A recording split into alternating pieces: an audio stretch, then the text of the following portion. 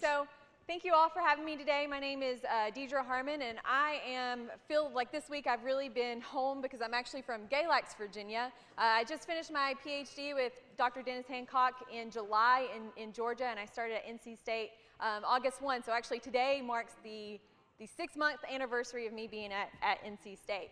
So today I really hope that I can really tie up a lot of the things that a lot of the other speakers have been talking about in my economics presentation, and I'm going to warn you there's quite a bit of numbers in this presentation, but just stay with me and I'll try to walk you through all those numbers. But I do have a disclaimer before we get started today. So in 2011 through 2014, I was actually at Virginia Tech doing my master's in animal science and beef cattle nutrition. And so if we can get these, yeah, perfect.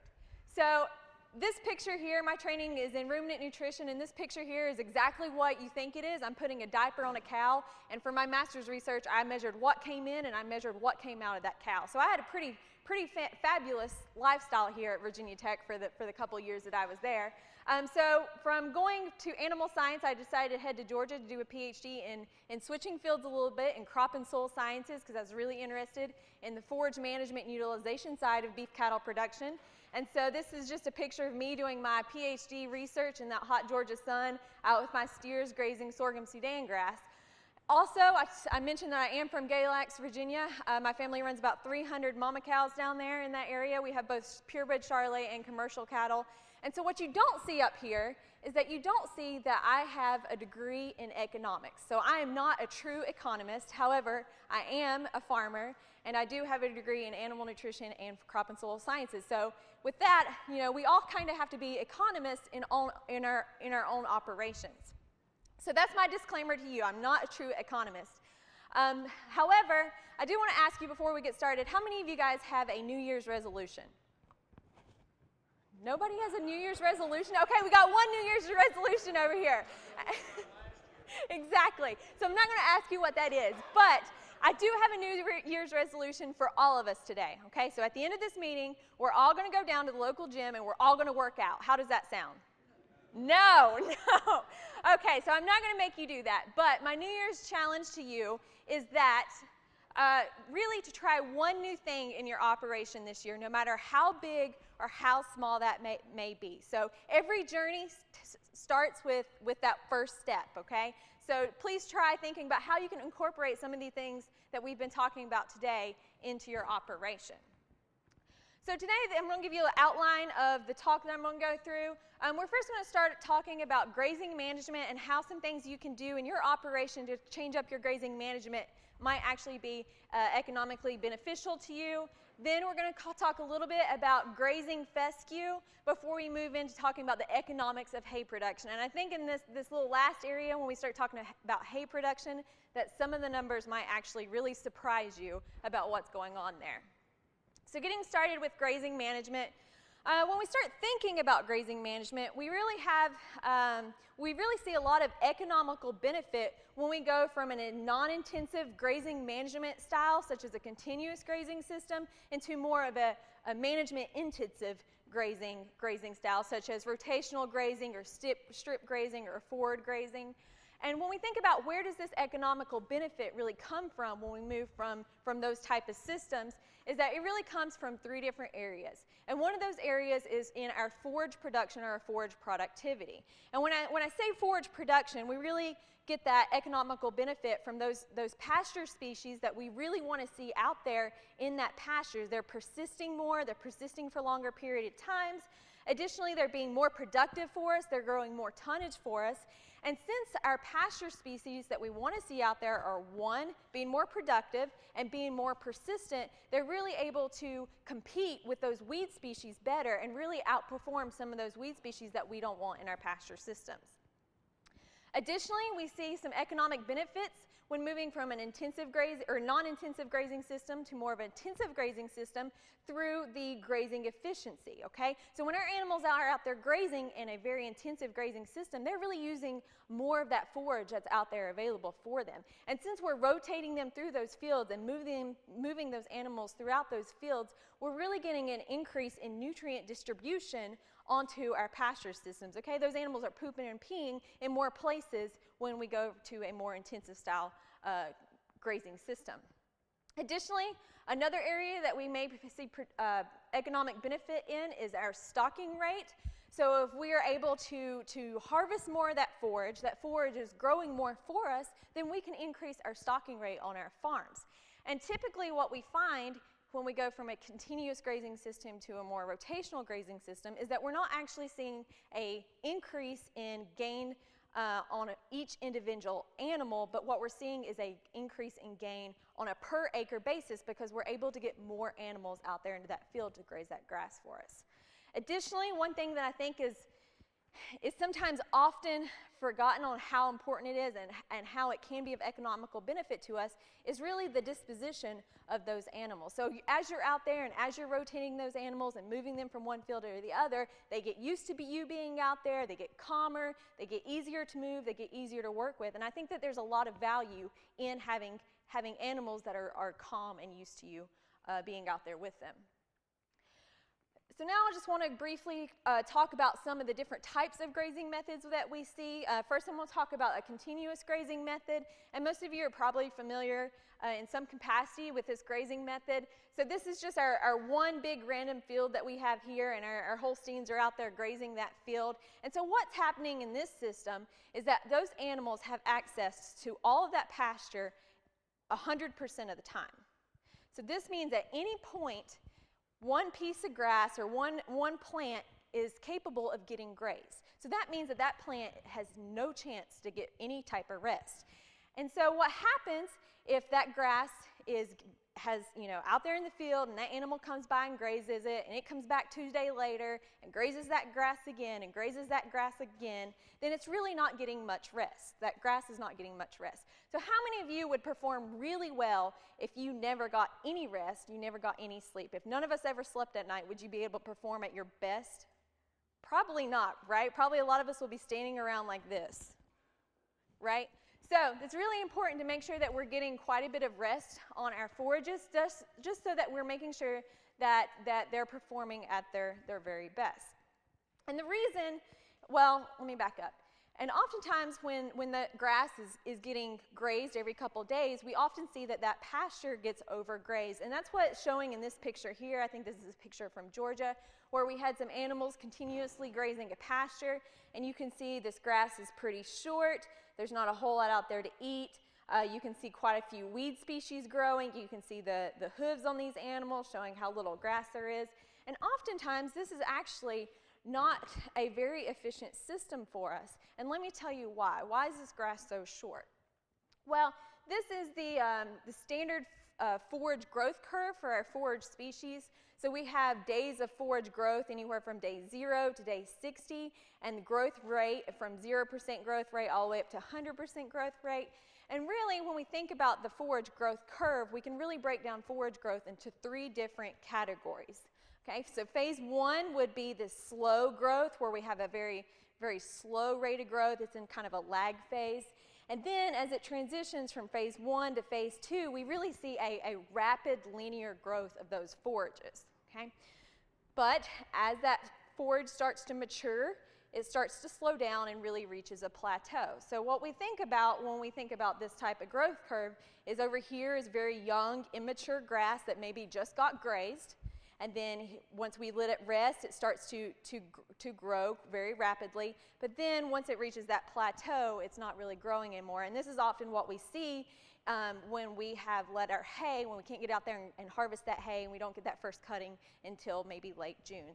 And so also, when we think about days of growth and forage quality, down here is the highest forage quality. It's very leafy, very green, and as we move to that seed head, our forage quality starts to decline. But what we see in a continuous grazing system and this forage growth curve is that forage and that continuous grazing system, if it's overgrazed, really never gets past this phase 1 level of growth. So what happens is it's really never reaching that rapid growth stage that we see where it's producing a lot of forage for us. So we're really almost stunning it, if you will, in a continuous grazing system. But we talked about, what's happening with that forage on the ground, that green leafy tissue, the solar panel, as you will. But what we can't see is also what we're doing to those roots under the ground in this type of forage system. So let's pretend that this is our plant, and the brown part here represents the roots, and the green part represents our green leafy tissue. So what happens when we graze or we go out there and harvest that plant for hay is obviously we're cutting back on the green leafy material, but as that plant starts to try to grow back, it really needs some nutrients coming up from that plant out of the root and in those root reserves to really help that green tissue grow back, okay?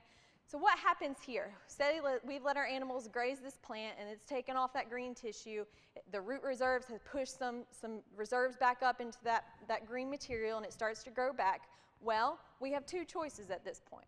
One, we can let our animals regraze that little bit of green tissue that's grown back.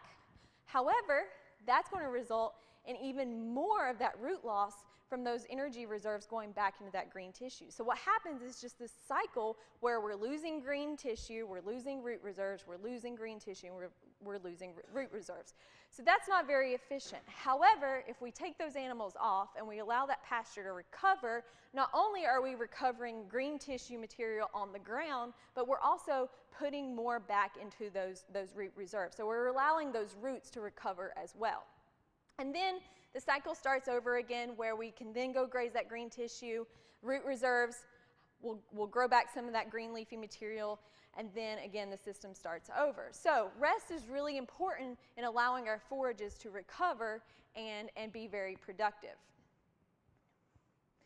Going on to a different type of grazing method, a slow rotation. Let's pretend that we've taken this one big pasture and we've broken it up into 4 different pastures, and now we're only letting those cows graze 25% of that pasture at a time. So now that means that going from a continuous grazing system where that pasture was getting 0 rest, we are now allowing this pasture system to rest 75% of the time.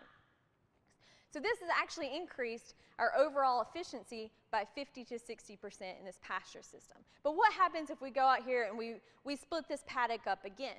Well, now we see that once we split it up again and turn it into a more moderate or rapid rotational grazing style or grazing system, we see that now we're letting that pasture system rest 88% of the time. Okay? So now we're letting those roots recover, now we're letting that green tissue grow, and those animals are able to harvest more of that tissue. They're able to deposit nutrients on more of that land. We can control the nutrient deposits. So now we've increased our overall efficiency to 60 to 70%. Okay? But I've been talking a lot about the forage side of things. So what is resting and what is rotational doing from a forage standpoint. But let's look at some of the data from the University of Georgia for the animal productivity side of things. Okay? So in this study, researchers really wanted to look at 2 types of grazing systems, either a continuous grazing system or a rotational grazing system. And they had about 40 acres in each of these types of systems where they did graze both Bermuda grass and tall fescue. Okay? So what they found in these 2 systems is that when they started looking at the cow weight post-calving, they found no differences between either type of grazing system post-calving in their cow weight. They found no differences in the cow weight when they weaned those animals, when they weaned those calves. Additionally, they found no differences in cow pregnancy rate, so how many of those animals did they get pregnant. But what they did find, and here's the interesting part, is that they did find that stocking rate was increased by 38% in the rotational grazing system over the continuous grazing system. So think about that. How many of you would like to be able to have 38% more cows grazing your pasture and producing you a calf? I think we would all agree that that would be more profitable for us. Okay?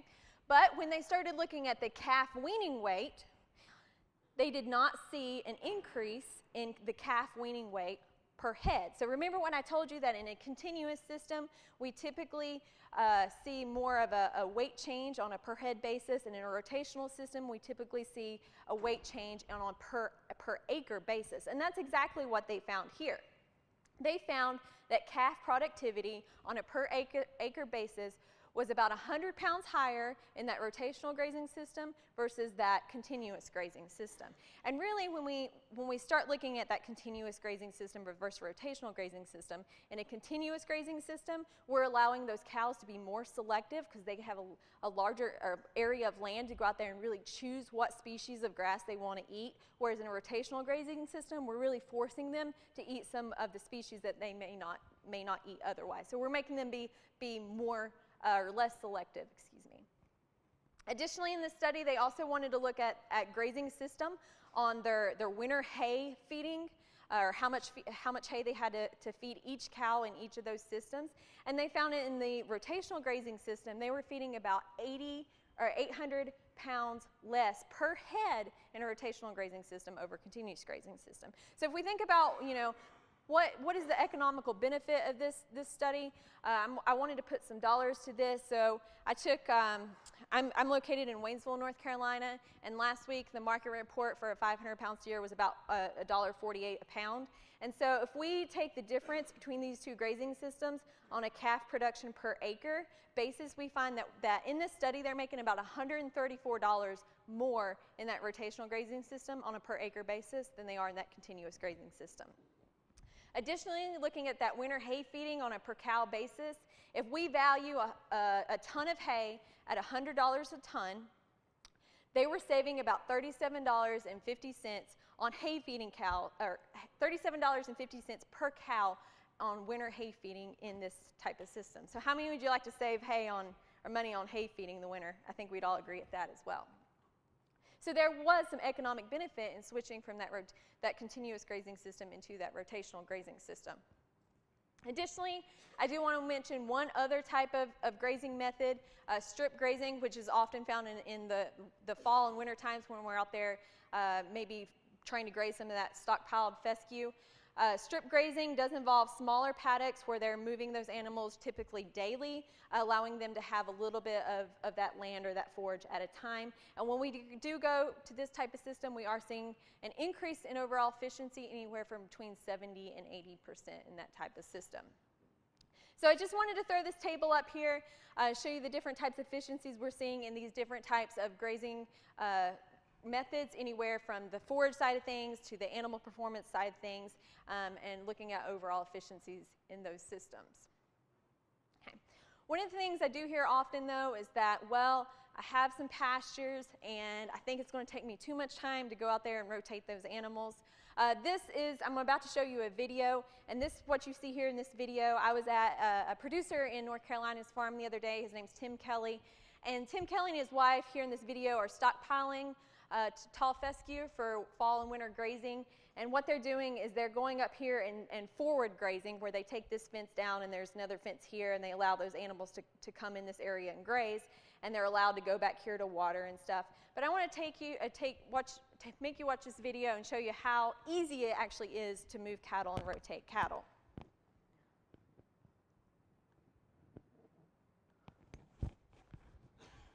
And so I did time them, and I'll tell you how long it took them to do this in a second. But what you see is they're taking down this fence, and you see that the animals are responding to them being out here in this field. They know that they're about to go to some better grass, and so the whole herd is starting to move into this fresh grass. And basically those animals went to town just as soon as they took that fence down.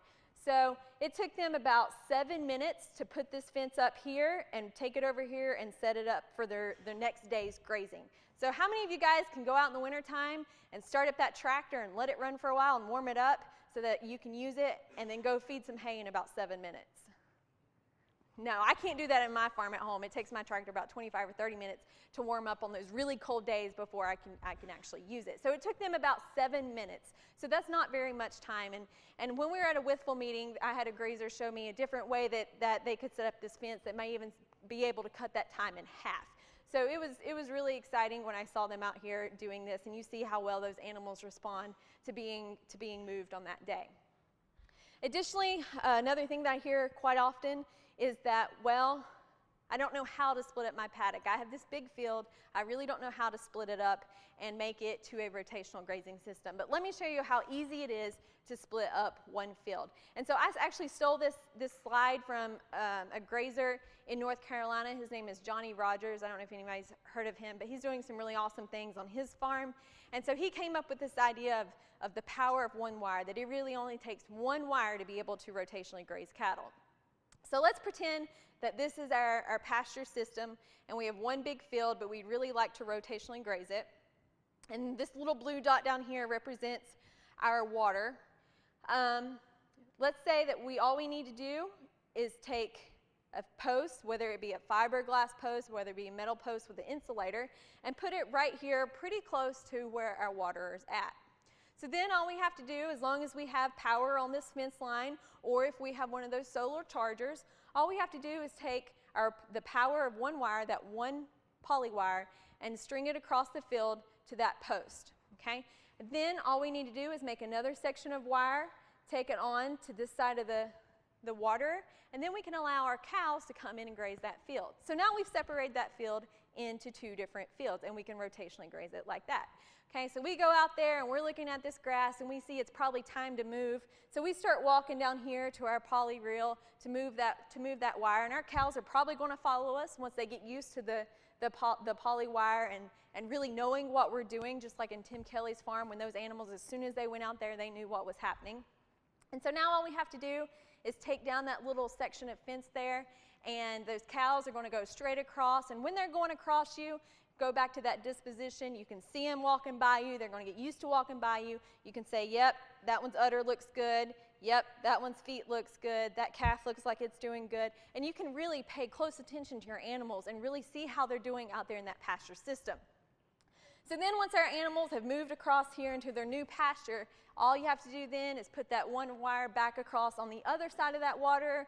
And so now they have shade in this field, they have water in this field, and they can go to town grazing that field. So now what we've done is we've taken that one field, we split it in two, we have now doubled our stocking density, and also we've increased our rest period. So now those forages in that field is resting 50% of the time. So we went from 0% rest to now resting 50% of the time.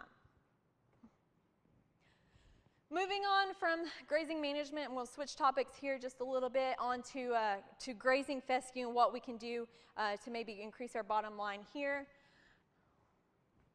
Again, this is a picture of Tim Kelly's farm, and I was out there the other day. I think January 10th is when I was out there, and this is his stockpiled fescue, and you can see he's got his fence just tall enough to let his calves move forward to that next paddock. That way they can get some of that best grass first, and when they get hungry for milk, they're going to go right back across this fence and find their mothers. Okay? But there's a lot of benefits to stockpiling fescue, especially in our region. It's really less labor and less expensive than to feed hay. Additionally, fescue is really superior when it comes to forage quality. And if we think about all of our pasture species or all of our forages that we could stockpile, really fescue is basically the gold star of all of those, because it really maintains its forage quality throughout the fall and winter. Even if it looks brown, as you see here, it's still pretty high in quality. And so when we were out there the other day, we decided to, well, Tim was telling us, he's like, yeah, it looks pretty brown. It got really brown. It's been super cold. I bet the quality is not really there this year. And so we said, Tim, let's measure it. Let's take a sample and let's see how good that quality is. And so we took a sample of this brown and some green tissue in here, and we see that we found that his stockpiled fescue was 63% TDN and 16% crude protein. Okay. And so how does that relate to our cows? You know, what does that mean for our animals? Well, I'm going to throw this table up here. And this is really the nutrient requirements of cows in 3 different stages, whether they're in their peak lactation, they got that baby calf by their side, and they're really having to nurse that calf and feed that calf as well. Additionally, we have a cow that's in late lactation and a cow that's in dry. That's a cow that doesn't have calf by her side and she's dry. And so as you see, a cow that's in peak lactation requires the most nutrients. And that would be about 60% TDN and 12% crude protein. And Tim Kelly's stockpiled fescue met the requirements and actually exceeded the requirements of a cow that is in peak lactation. Okay. So also, besides having very high quality, we typically get some pretty high yields out of stockpiled fescue. Additionally, it really is superior to a lot of our other forage species because there really is low leaf deterioration even going into the fall and winter months in stockpiled fescue. And again, if we rotationally graze our animals or strip graze our animals or forward graze our animals in stockpiled fescue, we're going to get a really good nutrient distribution through our fields. And I wish I had taken a picture of it back where he had already grazed, and there's a poop pile every couple of feet throughout his entire field. This graph is just represents some different types of grazing options for helping us extend that grazing season. And this was from Dennis Hancock.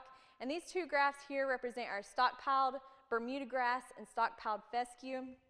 And they wanted to look at the cost analysis of those two systems versus some of the other systems that we can do in the fall, winter, and spring months to get some extended grazing for us. This graph represents rye that was conventionally tilled in, ryegrass, ryegrass, and airleaf clover, and then ryegrass, airleaf, and crimson clover. And as you can see, stockpiling fescue or stockpiling Bermuda grass, depending on where you are, is really cost effective when it comes to helping us extend that grazing season. But one of the questions I typically get when thinking about stockpiling fescue is really, do I need to apply nitrogen in the late summer to really be able to get some good stockpiled fescue? Okay? And well, the answer is yes, but the amount of response that you're going to get from applying nitrogen in that field is really highly variable, and it really depends on several factors. Nitrogen response is highly variable and depends on stockpiling and when you decide to stockpile that fescue. Did you decide to start stockpiling it in August or September? It also depends on the rate of nitrogen, which we'll get to in a second. Depends on nitrogen timing, the nitrogen use efficiency and volatilization, how much of that nitrogen actually went into that plant and was used to produce green leafy material. Additionally, our management can be a huge factor. If we were out there grazing that fescue pasture all summer long and we grazed it right down to the dirt, then we're probably going to have a lot less forage growth out there for the fall stockpiling as if we had taken half of that forage and left half of it earlier in the season.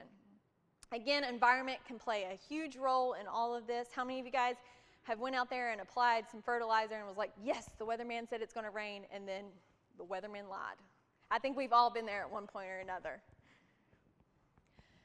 This graph, when we start talking about nitrogen rates and what kind of response we're going to get, it really is a game of diminishing returns. And so this graph shows that we have nitrogen application in pounds per acre from 0 pounds all the way up to 280 pounds, and the response that we're getting, or the forage production that we're getting from that, anywhere from 0 to 3,000 pounds per acre.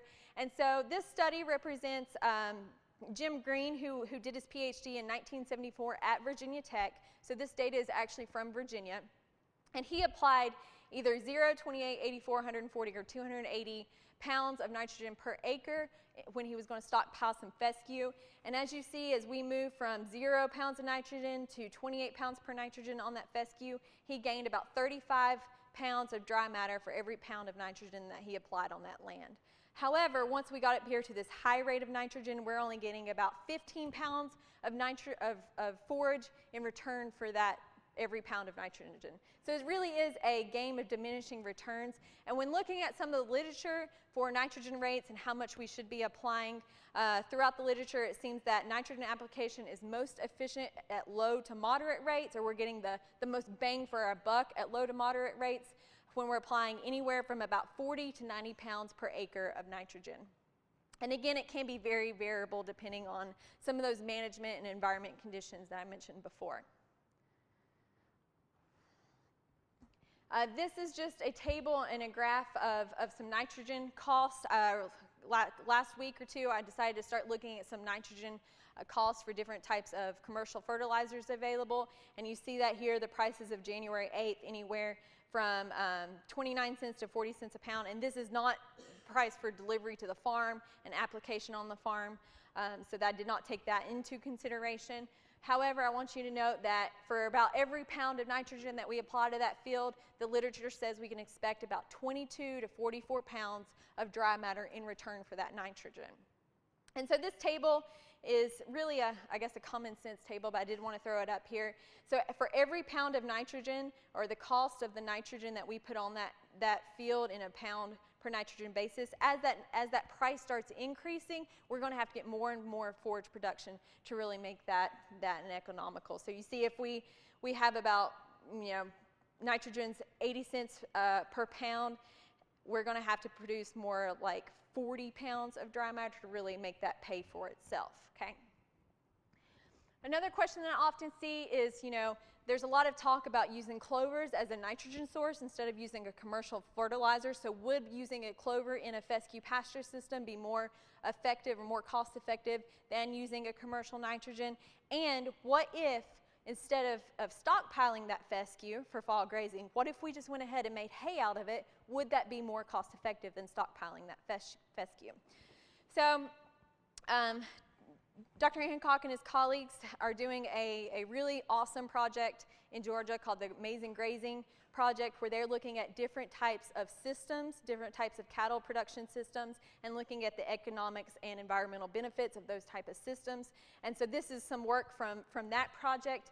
And what they wanted to do here is they wanted to look at two different types of forage systems. So they had fescue that had nitrogen applied to it, a commercial nitrogen applied to it, or fescue that was planted with clover. Okay? So two different types of pasture systems, and they wanted to look and see what type of feeding method would also be most cost effective in both of those systems. So they took these fields and they either harvested it for hay, they looked at the economical analysis of going out there and continuously grazing it or extensively grazing it, and they also wanted to look at the economic analysis of going out there and rotationally grazing those fields. And so what they found was, looking at the feeding hay first on a cost per head per day basis, they found that one, having fescue with clover was more economical than a fescue with a commercial nitrogen, but also if they wanted to make hay out of this field, these two fields, it would cost them $2.33 and up to feed a cow per head per day with that type of system, okay? But let's move on. Let's look at what happens if we went out there and continuously graze those systems. Well, if we decided to continuously graze both of those systems, we found that it'd be more cost effective to do that than go out there and make hay out of that forage. Additionally, again, they also found that in that system where they had fescue and that clover, it was cheaper to do that than have a fescue and nitrogen application on that fescue. And so taking it a step further, they also found that if they went out there to those two fields and they had rotationally grazed that field, that would have been more economical than continuously grazing it or making hay off of it. And again, that fescue system that had the additional clover into it was also more cost effective than going out there and applying nitrogen to that system. Okay. But I want to take a step back. So we've been talking a lot about stockpiling fescue, but what happens before that stockpiled fescue? What happens before we decide to stockpile that fescue? Well, we're going to be grazing that into the spring and summer. In that summertime, often is when that fescue toxicosis or that endophyte is most toxic to our cattle. And we have several different strategies that we can do to really help with that. And I know that y'all talked a lot about that fescue and fescue toxicosis last year at this meeting, so I'm not going to touch much on that. But I wanted to show you these two studies that really wanted to look at an economical analysis of, one, having endophyte infected fescue and having nitrogen applied to it, two, having that endophyte infected fescue and having a clover addition into that pasture system, and three, like Dr. Hancock already talked about, what if we went out there and we used something such as chaparral to spray on that fescue and suppress those seed heads? What kind of production response would we get out of that? Okay, and so first I'm going to compare the fescue and nitrogen system compared to the fescue and clover system. And so what they found in this study was that they were getting about half a pound of gain per day higher in that fescue and clover system than just going out there and having that fescue and nitrogen system. Additionally, they found that gain per acre was about 25 pounds per acre more in that clover system. The pasture cost was cheaper in that clover system. Additionally, stocking rate was a little bit lower in that clover system, but it wasn't too much lower. And just going to throw all these up here. when we get to the end of it, and this is the whole cost analysis of this entire system, they found that their return over variable costs on a per acre basis was better, so they got more return out of that Fescue and Clover system than they did that Fescue system alone, where they went and applied nitrogen into that pasture system. How did the Clover get there to start with? They planted it in it. This was established. That was figured in the cost. Yep, establishment costs were taken into consideration in this. Yep. Okay, additionally, let's add another layer to this, and let's see how that Fescue did when we went out there and applied chaparral and suppressed those seed heads. We found that average daily gain was better than in that Fescue and nitrogen system alone. Probably having that had to deal with, you know, that toxic Fescue and that seed head coming up in this system, where that seed head really has a lot of those alkaloids in it that's causing our problems. Gain per acre was better. Pasture cost was more expensive just because we had to pay for that chaparral to go out there and spray it on those fields. However, if we look at the return over variable cost, we see that our return in that chaparral system, we're getting $96 per acre in return over our variable costs, which was higher than it was in that Fescue and Clover system, and it was higher than it was in that Fescue and nitrogen system. So we do have some benefits, or we are seeing some benefits from some of these tools that Dr. Hancock was mentioning, even when we take into consideration our costs that it takes to purchase that herbicide, and the cost of establishing that Clover into that system. Okay. Sure.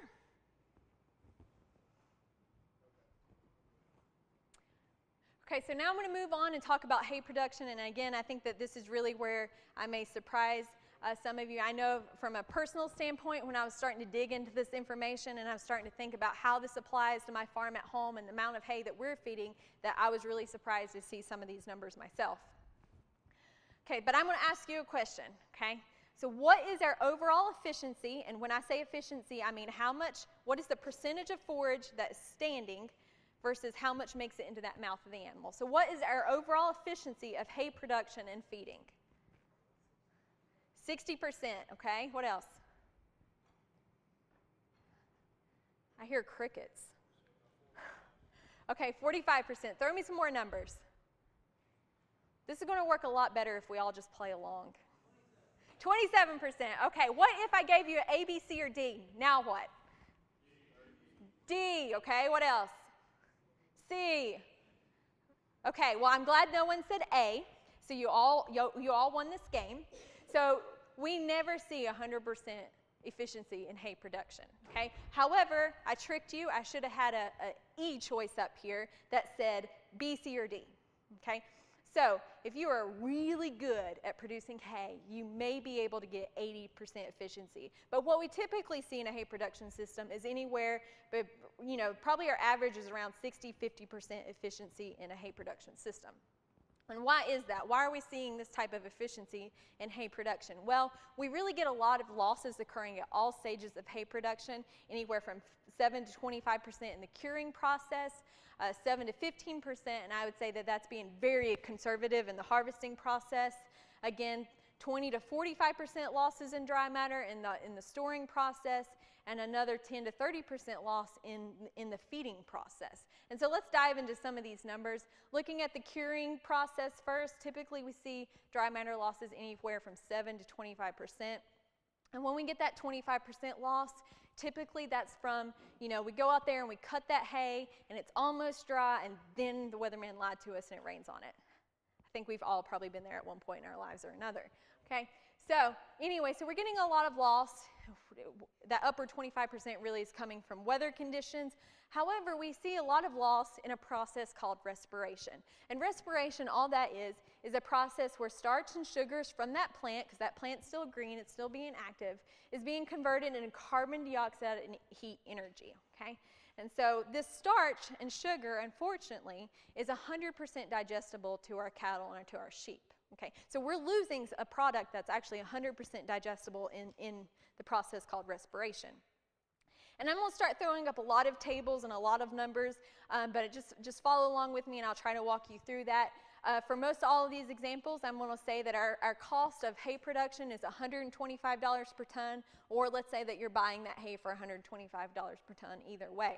And so here I have hay losses through respiration anywhere from 2 to 8%, 2, 4, and 8% loss. And let's say that we value our hay at $125, and 2% loss by respiration is costing us about $2.50. Okay, and that doesn't really seem like much off the get-go. You know, we're just losing $2.50. That's not much. I can handle that. But as we start going through all these processes and all these losses start adding up, then we're really going to see that $2.50 may actually make a difference. Okay, and again, if I have hay value anywhere from $100 a ton to $175 a ton. Right now, our hay value is probably more around this area, moving into some alfalfa or grass legume mixtures. The cost of hay is going to be increased. However, I mentioned to you that starch and sugar that we're losing in that respiration process is 100% digestible. And so let's say that we have a hay that is 30% ADF and 40% NDF, and our relative forage quality is 153 points. So let's say we get a 4% loss from respiration in this process. Well, now, since we're losing that digestible material, now our ADF has gone up to 33%, our NDF has gone up to 43%, and now our relative forage quality has dropped down to 134. And so not only have we lost money in dry matter losses here, but now we're losing money in quality as well. And I pulled some data from the Midwest Hay Market Report, and this was from a couple weeks ago, and they valued prime quality hay that had a RFQ of 151 or above at $130 a ton, and grades 1, 2, and 3 below that, where we're losing those RFQ points, was valued at $120, $120, and $118.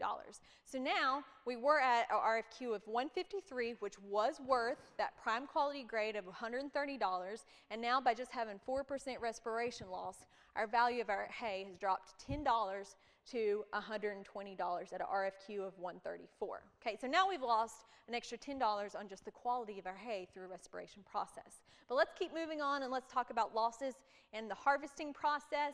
And this table just represents different types of conditioning processes and the dry matter losses that we typically see from that. And again, I think we're being very conservative on some of these numbers, but this is what just some of the data that I've seen is showing.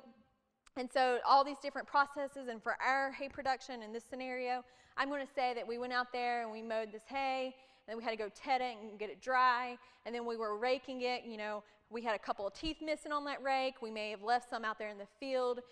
When we were tedding it, we had a lot of leaf shatter, so we had some loss there. And we even see some losses when we're baling hay. So for this example, I'm going to say that our total loss in the harvesting process here was 16%. And so again, I'm going to throw up some numbers for you. Let's say our hay is valued at $125 a ton.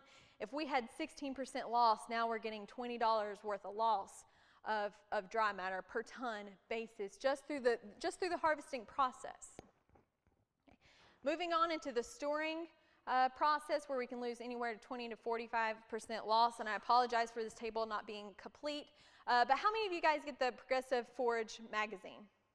A couple of you. Okay, so if you're not getting that magazine, I encourage you to go sign up and get that magazine. It's a free magazine, so all you have to do is give them your address and you'll get that magazine in the mail. And I personally really love that magazine. It's almost like a bedtime story every night when you open it up and read it and see something new and exciting. So I really encourage you to go online or call up Progressive Forage and really put your address in there and give them your address so that you can get that magazine. So this table came from that magazine, and this is really just a collection of a lot of studies that has been done across the United States looking at different types of hay storage methods and hay loss and the amount of dry matter loss we get from those storage methods. We have anywhere from Michigan State to Iowa to Georgia to Oklahoma State, Wisconsin, and West Virginia on here, so a good variety of climates in this study. And so we do see quite a bit of ranges in dry matter losses from this table. I do want to point out that I've broken this table up into storage methods of on bare ground with no cover, on gravel or pallets with or without cover, on bare ground covered with a tarp, a wrap or a roof, and inside a building, okay? And so what we found in those studies, again, with all the different climates, we did see quite a range in losses. However, the average loss for on bare ground without a cover was 27% dry matter. So why are we seeing this big loss if we're going out there and not covering our hay and not putting it on a pallet or something? Okay, so I'm going to show you this picture here. And so this represents what happens when we go out there and store that hay on bare ground and when we store it without having it covered, okay? And for this example, I'm going to have this tree here because a lot of times what we do is, well, we take that hay and we put it under that tree line because it's out of sight and out of mind. It's out of our pasture, it's not in our way if we want to go out there and take a second cut into that hay. And so we're storing it under this tree line, again, because it's out of sight and out of mind. But what happens in this scenario is that we get a lot of moisture coming up out of the ground and going into that hay bale. Additionally, we have weather that makes moisture go, you know, when it rains, it goes into that hay bale. And with it being under this tree and it not getting a lot of sunlight, it really creates this area of sustained moisture, okay? So there's a lot of moisture going in the ground, a lot of it coming out of the sky, and it just kind of stays in this area because it just can't dry up because it's under that tree, okay? And this is a problem because that moisture is really just seeping into that bale at all angles. And what we end up having, or excuse me, what happens when that moisture is really seeping into that bale is that we get a lot of weathering on the outside of that bale. And this is important and this is significant because if we think about a round bale, and this is going to be an example of a 5x5 bale, a lot of weathering occurs on the outside 6 inches of that bale. Okay, and so if we think about how much dry matter is in that outside 6 inches of bale, well, that outside 6 inches encompasses 33% of the entire weight of our bale. So if we're letting it sit outside under that tree on bare ground and without cover, we're probably losing about 33% of our dry matter in just that outside 6 inches. But what happens if we have a 4x4 bale sitting out there? Well, the outside 6 inches encompasses even more of our total dry matter in a 4x4 bale, probably more like 42, 43% of our total dry matter in a 4x4 bale. So how many of you guys have seen a picture like this? Probably most of us have seen that. And so this is what's happened here is where we've let that hay sit outside. We haven't covered it. We haven't put it on gravel or pallets. And we see a lot of bale weathering in that outside 6 inches. But how can we stop this? Well, we have two pretty easy options to do. One, we can put a moisture barrier between that hay bale and that ground, such as rocks, such as pallets, or something like that. Additionally, if we have a moisture barrier between the sky and those hay bales, then we can prevent moisture from going into that hay, such as a tarp or roof or something of that nature. So now, looking at those two different types of systems where we've had a barrier either below or above that bale, we see that if we have that hay on gravel or pallets, so sitting up off the ground with or without a cover, and if we have that hay on bare ground but we still cover it, we go from the 27% loss without any covering all the way down to anywhere from 22 to on average about 5% loss. So we've really reduced our loss of dry matter in these storage systems just by putting a barrier between the moisture and the hay bales. Additionally, the averages for the storing inside a barn was about 5%. So again, if we have that hay under storage, we can really increase the moisture going in those hay bales and causing weather damage. Again, I've put another table up here if you weren't tired of numbers yet. And so this represents, again, our price per ton of hay, anywhere from $175 to $100, and our losses that occur in these different types of storing systems. For instance, if we decided to go out there and not put anything, store that hay under the trees without gravel or pallets and without a tarp, at $125 a ton, we're losing about $33 per ton of hay on a dry matter basis. But if we went out there and we'd store that hay on a gravel or a pallet and with the tarp, we see that we're only losing about $10 per ton in dry matter of hay. So the question becomes, can we really afford to buy that gravel or those tarps or that hay barn? And really, more than likely, you're already paying for a hay barn, paying for that tarp or gravel or that roof or that pallet, but you have nothing to show for it at all, okay? And so we want to try to prevent this. We want to try to increase our profits by decreasing our dry matter losses. Additionally, and another aspect or another part that we should talk about is hay feeding, and often at times I think that the storage and the feeding part really gets overlooked. However, we do see quite a bit of loss when it comes to feeding hay. And so Dr. Hancock's already mentioned some of the different feeding methods that we have, and I'll tell you a little story. When I first started at Georgia, I started in August, and Dr. Hancock came to me and he said he had this really awesome project where he wanted to look at different types of feeding methods and how much loss we were getting from those different types of feeding methods. And in my mind, I was like, well, heck yeah, I can take this information and take it back to my farm in Galax and really make some economical strides in my own farm. But what he didn't tell me was, he didn't tell me that it was going to be 100 million degrees in Georgia in August. And he also didn't tell me that I was going to be doing a lot of this motion right here. Does anybody know what this motion is? Pitchforking hay. So we did a lot of pitchforking of hay up to really measure and see how much losses we were getting in these different types of feeding systems. And so this is one of the feeding systems that we had, where you can see he's already talked about this type of feeding system, one of the new unrollers they have, where it's really chopping that hay up and putting it in a narrow row that almost looks something very similar to a windrow, if you will.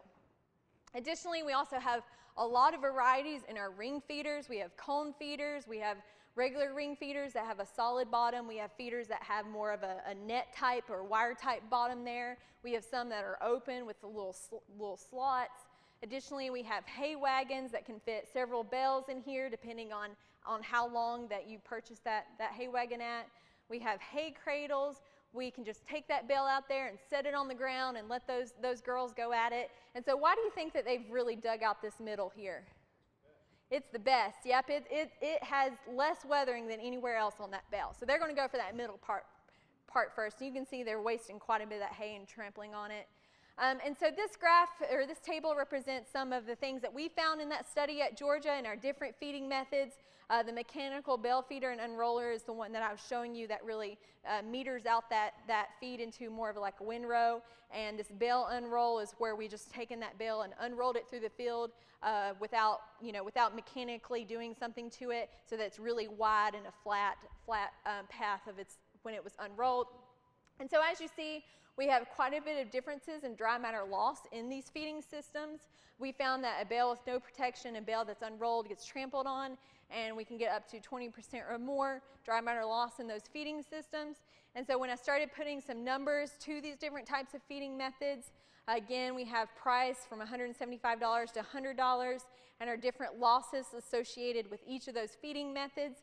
And we found that at $125 a ton, we may be only losing about $3.75 with one of those unroller type of feeding systems. However, if we have a bale with no protection, we could be losing about $25 a bale on a dry matter basis, just from dry matter loss there. Okay, so let's think about this. So we've talked about the hay from curing it to making it to storing it and to feeding it, and looking at the dry matter losses there. Let's kind of start adding and stacking those up. And so I really wanted to look at this as a best case scenario and like a worst case scenario, okay? And so let's say in our curing, our first step, let's pretend that, in our best case scenario, we had 2% curing loss. In our worst case scenario, we had about 8% curing loss.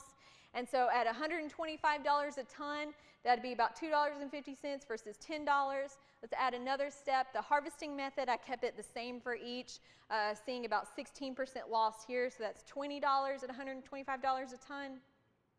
Additionally, with our storing methods, let's say we put our best case scenario, we got to store it in a barn. We had about 5% loss, so $6.30 versus letting it sit under that tree line. It got really wet, a sustained area moisture. We had a lot of weathering, a lot of dry matter loss. We lost 27% dry matter from the storing process, and then when we started feeding it, we fed with one of those unroller type systems that we lost 3% of dry matter versus sitting it out there without any type of protection at all, and we lost $25 per ton in that. So if we start adding all that up, our best case scenario and our best way that we could do this in our minimum losses, we still lost about $32 per ton if our hay was priced at $1.25 a ton. Additionally, in our worst case scenario, we found that we lost $88, a little over $88 per ton of dry matter just from, having the worst case scenario that we could. So really we're getting 26% loss in value and 71% loss in value. So if you think about that and think about how many tons of hay you may be feeding on your farm and the different things that you may be doing, I encourage you this coming year to think about maybe one thing that you could change that might save you a little bit of money there.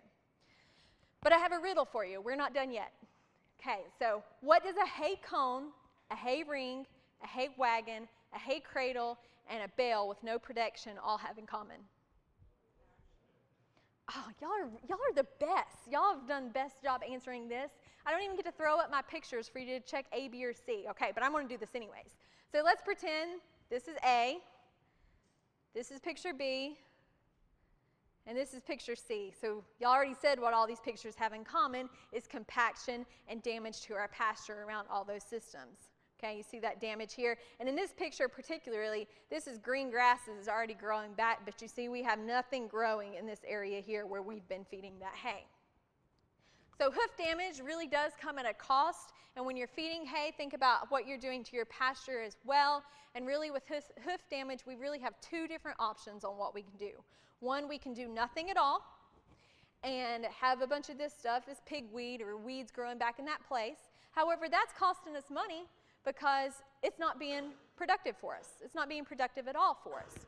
Another option that we can do is that we can renovate that area and plant something else there so that we have something growing. However, again, it costs us money to renovate our pastures as well. So I didn't do the economics of this pasture hoof damage just for the sake of time. However, if we start thinking about pasture damage, if we have a ring that sits out there and that ring is, let's say, 8 foot in diameter, and we have a 5 to 10 foot diameter area that's also ruined outside of that ring, then we probably have 300-400 square foot or more damage to that pasture that's not being productive for us. So that's just something to think about when you start thinking about your hay feeding systems at home. So in summary, and I promise I'm done even though we're running a little late, so I encourage you to not give up on our New Year's resolution. Think about one thing that you can do, even if it's a really small thing at home, to change your operation that would help you be more profitable. Even if you think you're about to have a failure, take a step back and think about, well, what can I do different? What can I do next year to really help increase the profitability of my farm? So don't give up on that New Year's resolution and try something different. And so, we have a lot of different areas that we can see potential economic benefit from, anywhere from our grazing management skills to our grazing fescue and even on into our hay production. So just think about some of the economics as you're out there walking those pastures, as you're out there thinking about stockpiling some fescue this summer, and when you're out there riding that tractor producing some hay. And with that, I would be happy to entertain any questions you may have.